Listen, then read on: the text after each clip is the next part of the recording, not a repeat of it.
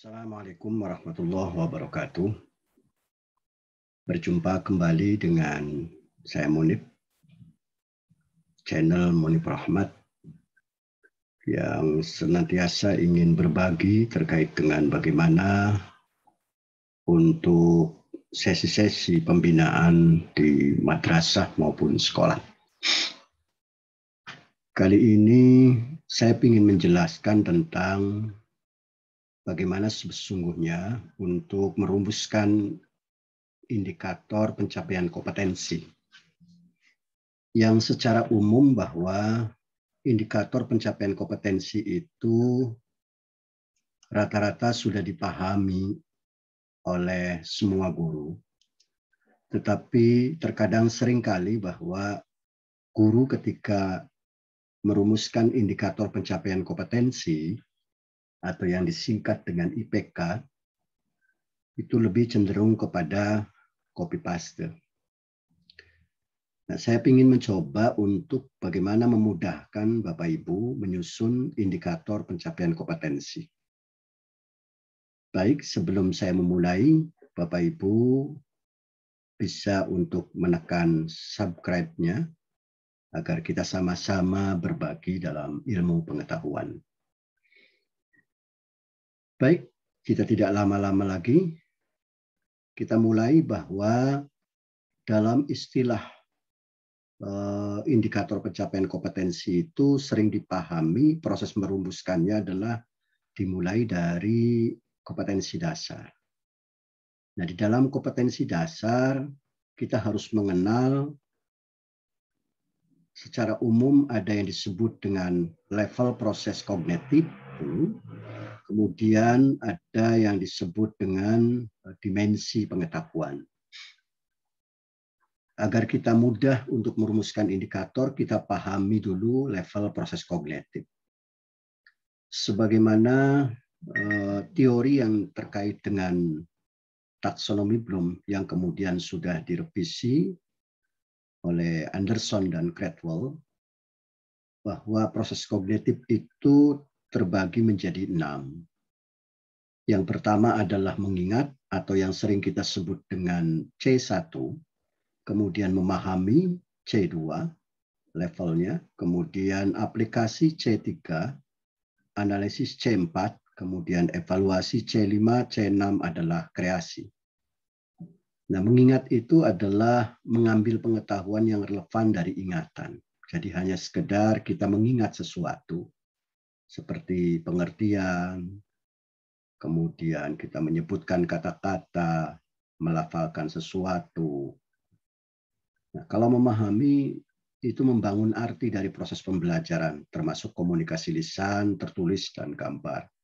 Menjelaskan itu bagian daripada memahami atau menyebutkan ciri-ciri, itu bagian daripada memahami. Kemudian yang level 3, aplikasi melakukan atau menggunakan prosedur di dalam situasi dengan cara yang biasa maupun di luar kebiasaan. Artinya menerapkan teori atau bisa jadi dalam matematika menerapkan rumus, kemudian menerapkan ilmu yang diperoleh dalam sebuah konteks tertentu, maka itu disebut sebagai aplikasi. Yang C4 adalah analisis. Analisis itu memecahkan materi ke dalam bagian-bagian dan menentukan bagaimana bagian-bagian itu terhubungkan antara bagian dan struktur atau sebaliknya. Jadi penjelasannya analisis itu ada 2. Bagaimana kemampuan siswa dituntut untuk membangun proses berpikir induktif. Artinya ketika menyajikan premis-premis khusus, kemudian siswa mampu menganalisis dan mengambil kesimpulan. Itu namanya analisis. Atau sebaliknya, ada yang bersifat deskripsi umum, kemudian dipecah menjadi bagian-bagian tertentu, dipretelin satu-satu, nah itu bagian daripada proses analisis. Jadi bisa induktif seperti yang pertama tadi, bisa deduktif. Yang kelima adalah evaluasi. Evaluasi itu membuat pertimbangan berdasarkan kriteria atau standar tertentu. Jadi ketika diuraikan sesuatu, kemudian diminta siswa itu untuk menentukan apakah ini bagian daripada yang terkait dengan teorema Pitagoras atau bukan, apakah ini bagian daripada puisi atau bukan, frasa atau bukan, larutan asam atau garam atau bukan. Nah, ketika hendak menyebutkan apakah ini merupakan larutan asam, teorema Pitagoras, di situ siswa harus mencoba membandingkan dengan berdasarkan kriteria tertentu. Pitagoras itu kriterianya apa? Teorema Pitagoras itu, triple Pitagoras itu. Kemudian larutan asam dan basa itu apa kriterianya? Nah, itu bagian daripada evaluasi. Yang terakhir adalah kreasi. Kreasi itu C6, menempatkan unsur-unsur secara bersama untuk membentuk keseluruhan secara koherens atau fungsional sehingga melahirkan gagasan baru, struktur baru. Jadi siswa itu diminta untuk membuat sebuah gagasan. Nah, gagasan itu tercipta karena sudah melalui proses pengetahuan yang dia peroleh. Bisa sebuah produk, bisa sebuah rumus baru, bisa sebuah jalan baru, atau kemudian memecahkan masalah, dan seterusnya. Itu yang dimaksud dengan level proses berpikir kognitif. Jadi tahapannya mengingat, memahami, aplikasi, atau menerapkan, kemudian analisis, evaluasi, dan kreasi. Nah, dalam level kognitif ini terbagi menjadi level konteks berpikir itu menjadi 3 level besar.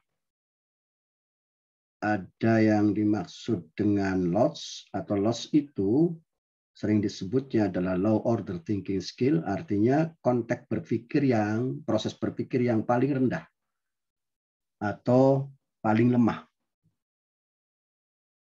yaitu mengetahui.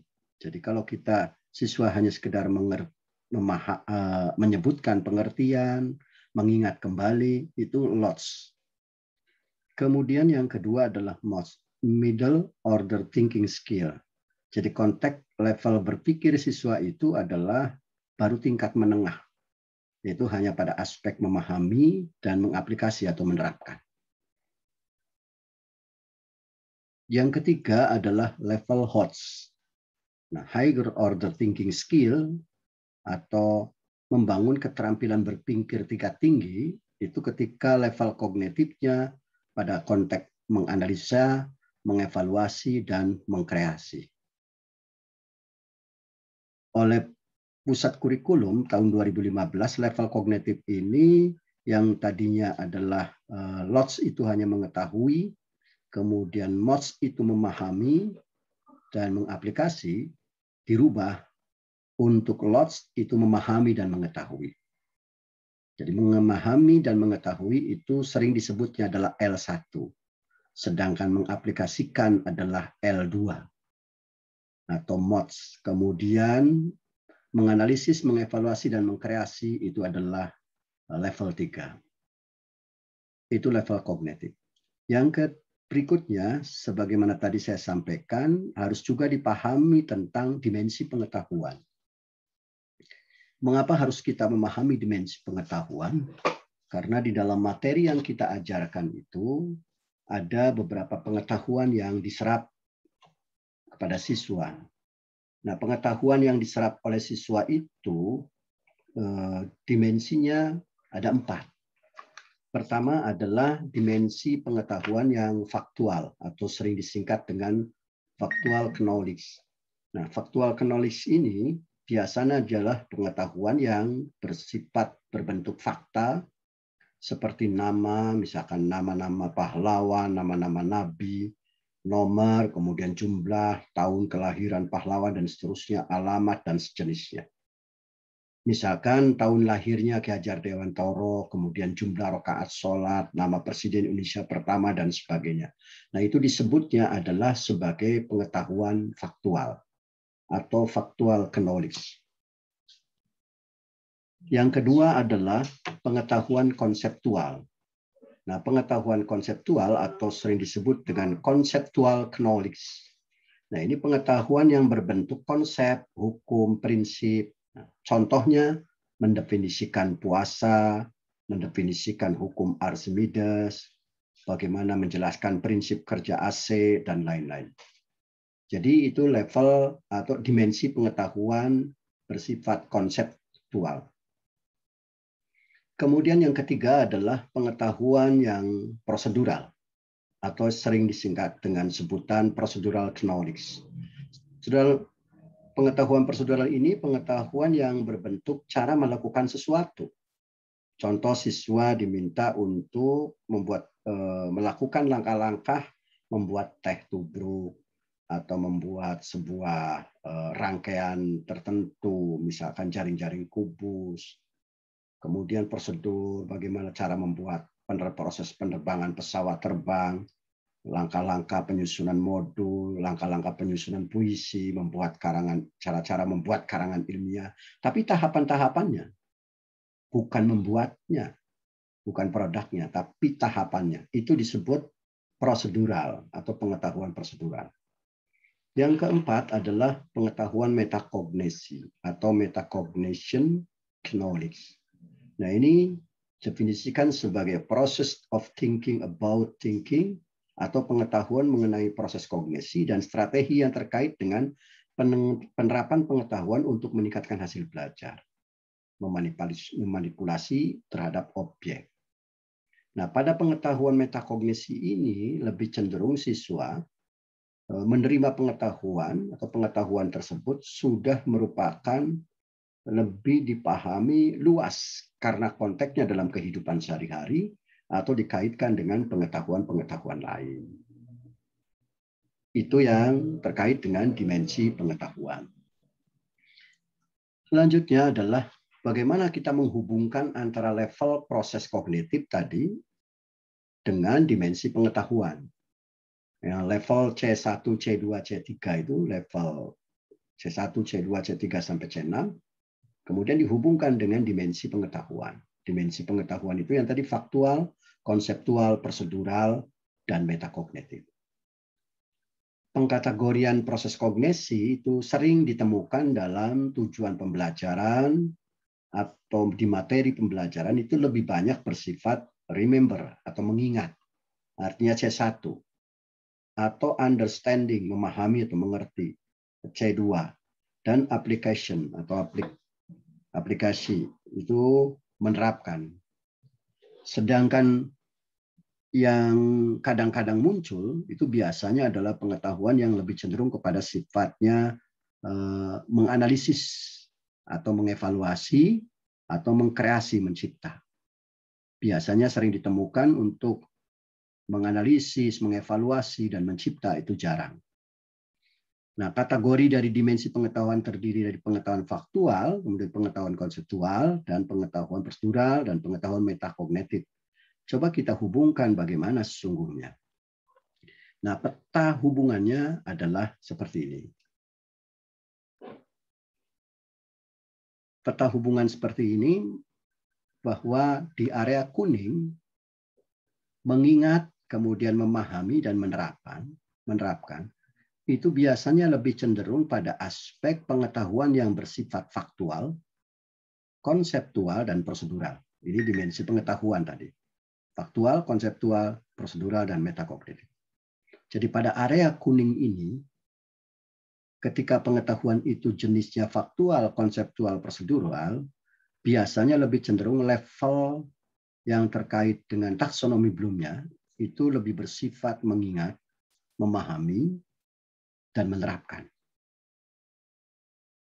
Sedangkan pada level dimensi pengetahuan yang bersifat metakognitif, maka dimensi proses kognitifnya atau level pengetahuannya itu sudah mulai pada aspek menganalisis, mengevaluasi, mencipta.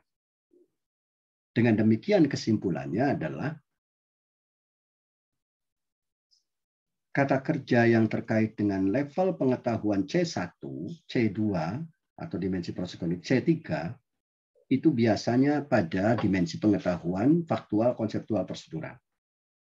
Pada level C4, C5, C6, itu biasanya adalah pada aspek yang terkait dengan pengetahuan, dimensi pengetahuan metakognitif. Jadi kalau sudah menganalisis, mengevaluasi, dan mencipta, itu biasanya terkait dengan dimensi pengetahuan metakognitif. Nah, dua aspek ini harus kita pahami secara bersama, mana hubungan yang terkait dengan penerapan kita untuk memahami dimensi proses kognitifnya dengan dimensi pengetahuannya, agar supaya tepat, jangan keliru. Kalau mengingat, itu paling batas maksimal itu pada sampai tahap prosedural. Memahami juga sama, menerapkan juga sama. Tapi kalau sudah level C4, C5, C6, itu bisa sampai pada proses kognitif. Nah, dua hal setelah kita pahami, baru kemudian kita bisa melanjutkan dengan bagaimana cara merumuskan indikator kompetensi atau pencapaian kompetensi. Namun ada baiknya, Bapak Ibu, sebelum saya lanjutkan, subscribe terlebih dahulu untuk mengingatkan dalam rangka saling berbagi. Baik, Bapak Ibu, kita lanjutkan pada SK Dirjen nomor 5164 tahun 2018 itu dijelaskan terkait dengan bagaimana penyusunan RPP, juknis penyusunan RPP yang dikeluarkan oleh Dirjen Pendidikan Islam Kementerian Agama Republik Indonesia pada halaman 6 itu dijelaskan tentang cara penyusunan indikator. Setidaknya di situ disebutkan ada 5. Yang pertama adalah indikator diturunkan dari kompetensi dasar. Yang kedua, menggunakan kata kerja operasional. Yang ketiga, jumlah indikator tergantung kepada kedalaman dan keluasan materi. Yang keempat, satu indikator itu hanya untuk satu kata kerja operasional. Kemudian yang terakhir adalah penyusunan indikator itu secara bertahap dari mulai LOTS, Low Order Thinking Skill, kemudian sampai pada tahap MOTS, Middle Order Thinking Skill, baru kemudian pada level yang paling tinggi atau yang disebut dengan HOTS, Higher Order Thinking Skill. Dengan demikian, dari cara penyusunan indikator itu, yang harus kita pahami terlebih dahulu adalah poin yang terkait dengan poin A, indikator turunkan dari kompetensi dasar. Yang kedua adalah poin C, yaitu jumlah indikator tergantung pada kedalaman dan keluasan materi. Sehingga dengan demikian, ada faktor yang paling penting untuk menentukan dalam perumusan indikator adalah kita harus paham dulu tentang kompetensi dasar. Mari kita sekarang belajar menganalisa tentang kompetensi dasar. Pada kompetensi dasar itu, secara umum struktur kalimat dalam kompetensi dasar terdiri dari 2 hal. Yang pertama kata kerja, yang kedua adalah objek. Saya ulangi lagi, dalam kompetensi dasar itu adalah ada kata kerja, ada objek. Nah, kata kerja dalam kompetensi dasar, kata kerja dan objek. Saya ambil contoh, misalkan di sini, saya ingin menulis. Ada KD, memahami tata cara sholat. Nah, memahami tata cara sholat. Memahami ini adalah berarti yang masuk kategori kata kerjanya, sedangkan tata cara sholat adalah masuk kategori objeknya. Jadi selalu dalam kompetensi dasar itu ada 2 hal. Yang pertama kata kerja, yang kedua adalah objek. Nah, kata kerja itu bisa bersifat abstrak dan juga bisa bersifat operasional. Nah, kalau KD ini memahami tata cara sholat, ini kata kerjanya memahami. Nah, ini bersifat abstrak. Sebab yang namanya memahami itu susah untuk diukur, harus dioperasionalkan. Dalam kompetensi dasar, itu sah-sah saja, kecuali dalam indikator harus kata kerja operasional. Berikutnya adalah bersifat abstrak dan bisa juga bersifat operasional. Contoh misalkan kalimatnya adalah ada KD menentukan rumus luas lingkaran. Nah, kata kerjanya menentukan. Rumus luas lingkaran itu adalah objeknya. Nah, kalimat menentukan ini bersifat operasional. Nah, rumus luas lingkaran itu adalah objeknya. Jadi kalau kata kerja itu bersifat abstrak dan bisa juga bersifat operasional. Ciri yang kedua adalah kata kerja itu dapat lebih dari satu kata kerja. Jadi kalau ini kalimatnya menentukan rumus luas lingkaran, kata kerjanya cuma satu menentukan. Tapi bisa saja dalam KD itu kita menemukan ada kalimat seperti begini. Memahami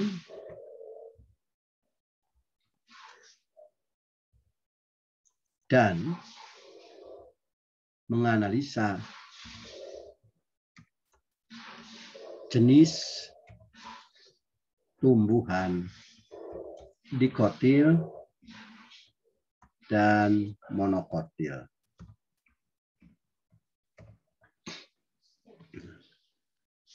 Ini KD seperti ini, memahami dan menganalisa.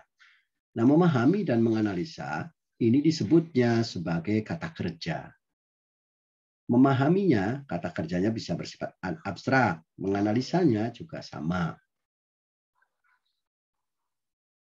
Jenis tumbuhan dikotil dan monokotil. Nah, ini jenis tumbuhan dikotil dan monokotil itu objeknya.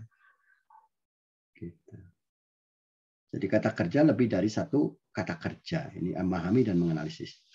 Yang kedua ini objeknya, tumbuhan dikotil dan monokotil. Yang kedua adalah dalam kompetensi dasar itu ada objek, tadi sudah disebutkan. Nah, objek itu dapat lebih dari satu. Tadi saya sudah menyebutkan. Nah, ini objeknya kan ada dua, tumbuhan dikotil, kemudian tumbuhan monokotil. Jadi ada dua objek. Nah, ketika kita sudah memahami yang terkait dengan mana kompetensi dasar itu kata kerjanya, kemudian mana objeknya, maka kita akan mudah untuk memecahnya. Dari kata kerja ini yang diketahui dalam kompetensi dasar, itu akan melahirkan level untuk merumuskan kata kerja operasional indikator. Contohnya, kalau kita misalkan ada kompetensi dasar di sini kalimatnya adalah memahami tata cara sholat. Nah, kan sudah jelas kata kerjanya di sini adalah memahami. Kata kerjanya memahami, maka secara otomatis kalimat memahami itu ada dalam level memahami ini level C2. Maka boleh kita merumuskan kata kerja operasional itu dimulai dari level C1, kemudian level C2. Kalau dulu dibatasi bahwa merumuskan indikator kata kerja operasional itu tidak boleh melebihi dari kata kerja kompetensi dasar. Kata kerja kompetensi dasarnya adalah memahami, yaitu C2. Berarti paling maksimal merumuskan kata kerja untuk indikator itu adalah C2. Karena tidak boleh melebihi, paling maksimal sama. Tapi dalam konteks kurikulum 2013 itu dibolehkan kita merumuskan kata kerja operasional itu melebihi dari kata kerja kompetensi dasar. Level kata kerja kompetensi dasarnya C2, maka kata kerja operasionalnya itu bisa C1, C2, bahkan bisa jadi kita menambahkan ada unsur C3 atau mungkin C4. Tergantung bagaimana kita mengemasnya, karena dibolehkan. Baik, misalkan kita mengambil contoh dari KD memahami tata cara sholat. Nah, memahaminya sudah kita ketemukan C2, maka muncul KKO-nya C1 dan C2. Misalkan kita ambil saja dulu, KKO-nya adalah C1 dan C2. Ini objeknya. Jadi kata kerjanya adalah memahami, objeknya tata cara sholat. Setelah itu, dari objek yang terkait dengan tata cara sholat, kita rinci. Ada sejumlah materi. Tidak mungkin siswa langsung memahami bagaimana cara sholat kalau tidak diawali dengan penjelasan dari mulai pengertian terlebih dahulu.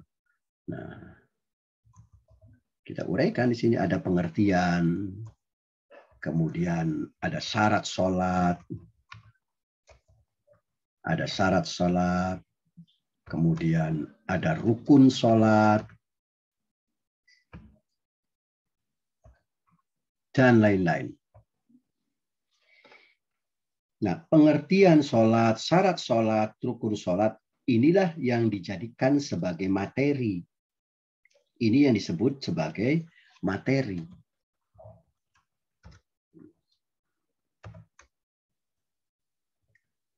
Jadi kita sudah menemukan kata kerjanya, kita sudah menemukan materinya.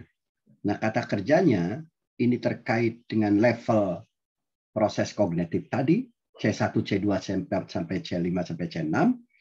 Sedangkan materinya adalah proses kita menjabarkan dari objek kompetensi dasar. Kan objek kompetensi dasarnya tata cara sholat. Kemudian kita jabarkan menjadi pengertian sholat, syarat sholat, rukun sholat. Inilah yang bisa disebut sebagai materi dalam konteks pembelajaran. Sesuai dengan tadi bahwa materi atau yang disebut dengan pengetahuan itu ada macamnya, yaitu ada berapa? Ada 4. Ada pengetahuan yang bersifat faktual, kemudian ada pengetahuan yang bersifat konseptual, ada pengetahuan yang bersifat prosedural, dan ada pengetahuan yang bersifat metakognitif.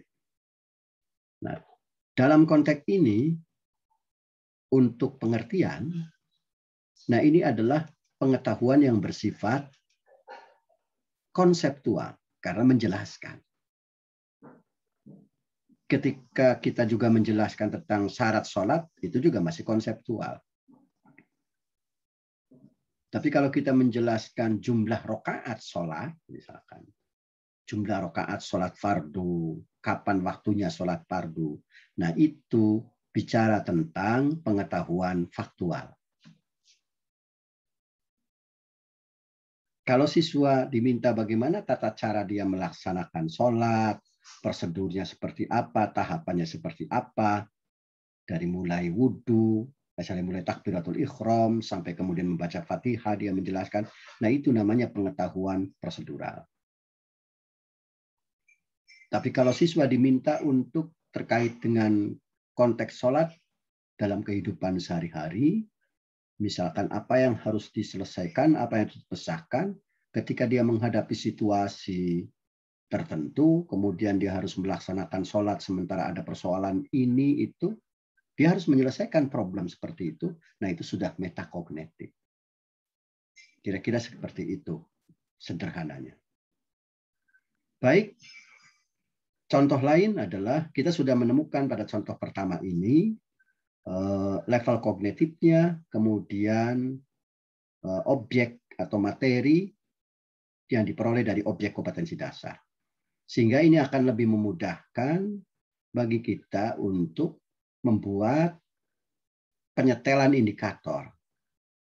Itu tinggal C1 yang terkait pengertian, C2 terkait dengan syarat-syarat, kemudian rukun sholat masuk dalam konteks C2 yaitu memahami, dan seterusnya. Contoh lain, misalkan KD yang terkait dengan IPA. KD 3.5. menganalisis informasi data dari berbagai sumber tentang ekosistem dan semua interaksi yang berlangsung di dalamnya. Kata kerjanya adalah menganalisis. Nah, menganalisis itu levelnya adalah, kata kerja di sini menganalisis itu adalah C3. C3 atau C4. Nah, karena menganalisis itu adalah C4, berarti kita bisa merumuskan untuk indikator itu dengan menggunakan kata kerja operasional dari mulai C1, kemudian C2, C3, dan C4. Maksimal. Tapi dengan konteks kurikulum 2013 bisa dikembangkan. Kita bisa merumuskan dalam konteks kurikulum 2013, bisa kita membuat C5, bisa juga kita membuat C6. Tidak ada persoalan.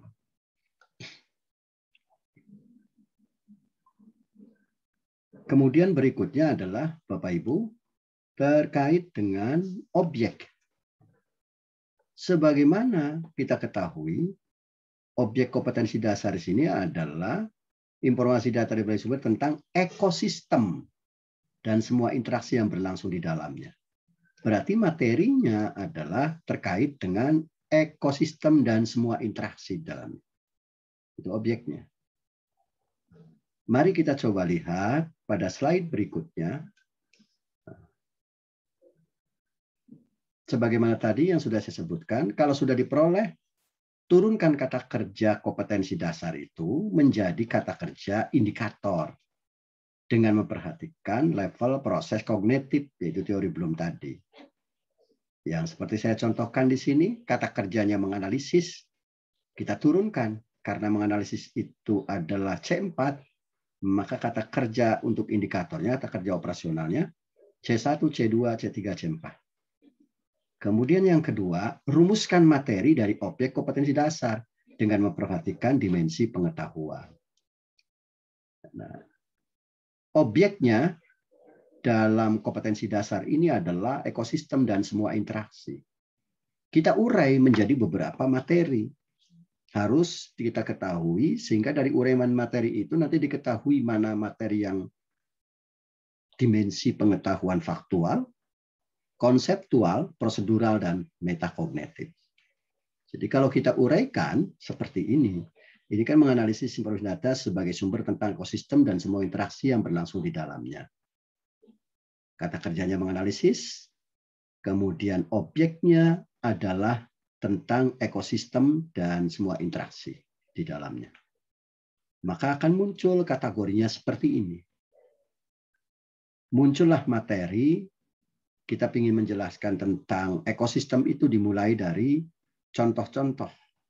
Bahwa di kolam itu ada kata, nyamuk, air, contoh-contoh ekosistem. Air tawar, burung, bengala, dan sebagainya.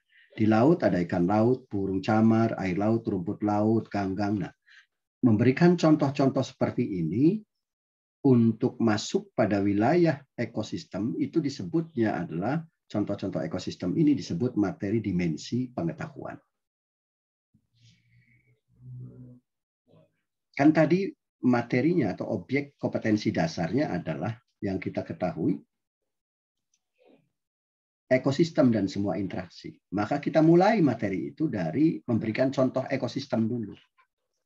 Agar siswa paham mana sih yang dimaksud dengan ekosistem. Nah, karena ini materi yang terkait dengan SLTP, itu kan pendekatannya adalah masih praformal. Dari peringkat operasional konkret, baru kemudian naik praformal, baru formal. Jadi belum bisa bersifat abstrak. Maksudnya gimana?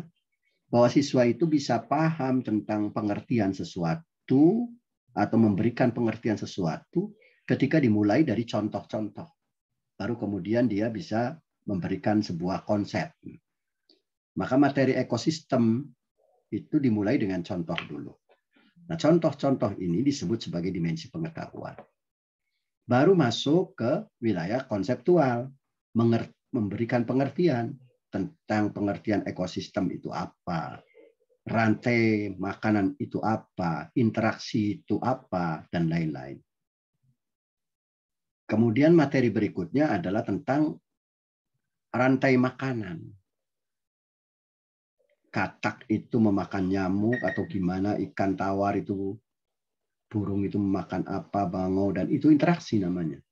Dan rantai makanan. Nah, ketika kita menjelaskan tentang materi rantai makanan atau urutan rantai makanan, itu namanya adalah dimensi pengetahuan prosedural. Baru kemudian setelah dipahami contoh-contoh ekosistem, pengertian ekosistem, rantai makanan, kemudian urutan siswa itu bisa membuat rangkaian dan urutan rantai makanan dalam sebuah ekosistem, kemudian siswa diberikan persoalan-persoalan yang terkait dengan problematika dalam ekosistem. Jadi ada tuntutan kemampuan memecahkan masalah kontekstual menggunakan konsep ekosistem. Nah, itu baru masuk pada wilayah yang disebut dengan dimensi pengetahuan metakognitif. Nah, kira-kira materinya ini. Kata kerjanya sudah kita dapatkan tadi. C1, C2, C3, C4. Bisa saja C5, C6, C7. Kemudian kita hubungkan dengan dimensi pengetahuan ini yang terkait dengan materi. Maka baru kita bisa melahirkan penjabarannya seperti ini. C1. Kata kerja operasional itu mendeskripsikan atau menjelaskan, menyebutkan, memahami, kembali, menghafal, bisa. C2 itu membedakan, sekedar mereview kembali, bisa menjelaskan, menyebutkan, menceritakan kembali, menerapkan atau mengaplikasikan, menggunakan, kemudian C4 menganalisis, bisa membandingkan, mengkritisi, menguji, mengelompokkan, mengevaluasi. C5 menyimpulkan, memilih atau memprediksi atau memutuskan. Kemudian yang keenam adalah mengkreasi, mencipta, menyusun, menemukan, dan merancang. Nah, rumusan IPK-nya menggunakan kata kerja operasional tadi sesuai dengan SK Dirjen, kemudian diturunkan dari kata kerja operasional, menggunakan kata kerja operasional, diturunkan dari kata kerja kompetensi dasar. Tadi kan menganalisis, kemudian muncul kata kerja operasionalnya. Nah, yang ketiga adalah syaratnya satu indikator itu harus menggunakan satu kata kerja operasional. Jadi tidak boleh kata kerja operasional itu digunakan satu kata untuk beberapa objek atau dua kata kerja operasional digunakan untuk dua objek.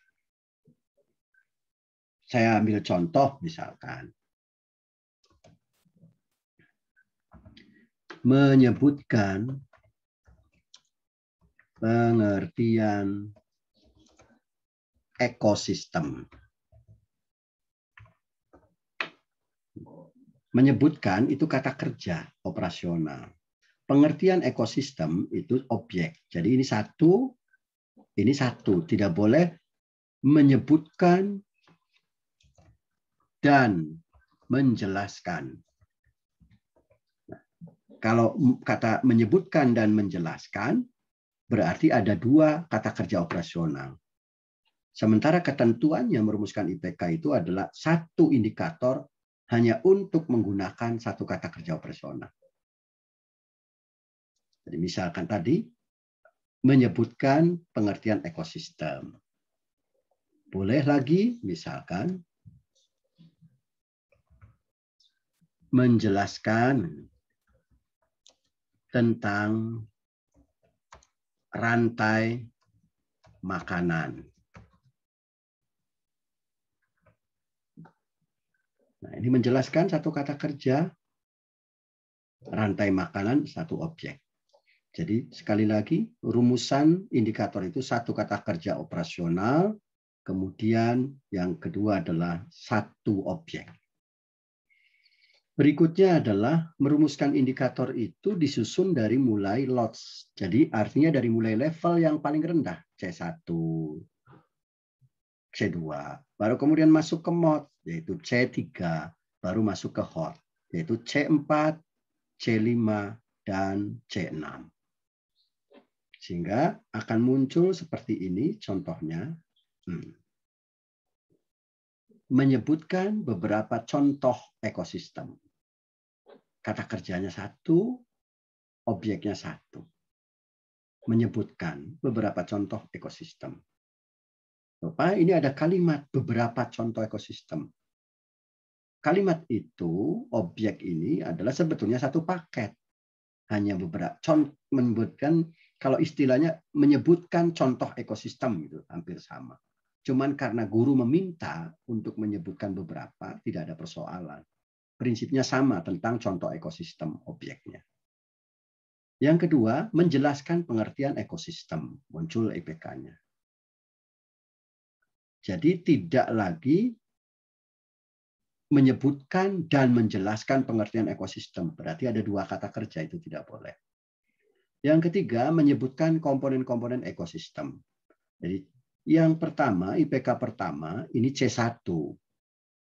C1 aspeknya adalah dimensi pengetahuan faktual. IPK yang kedua adalah level C2, yaitu memahami tentang apa? Pengertian ekosistem. Nah, objeknya ini menyangkut tentang pengetahuan konseptual. Yang ketiga, menyebutkan komponen-komponen ekosistem. Menyebutkan juga masih sama aspeknya, C2, maksudnya pemahaman, atau ada yang menyebutnya adalah menyebutkan itu sebagai C1, komponen-komponen ekosistem. Ini masih bersifat pengetahuan konseptual. Menjelaskan interaksi yang terjadi dalam ekosistem. Itu juga sama. Menjelaskan masih C2, interaksi yang terjadi dalam ekosistem.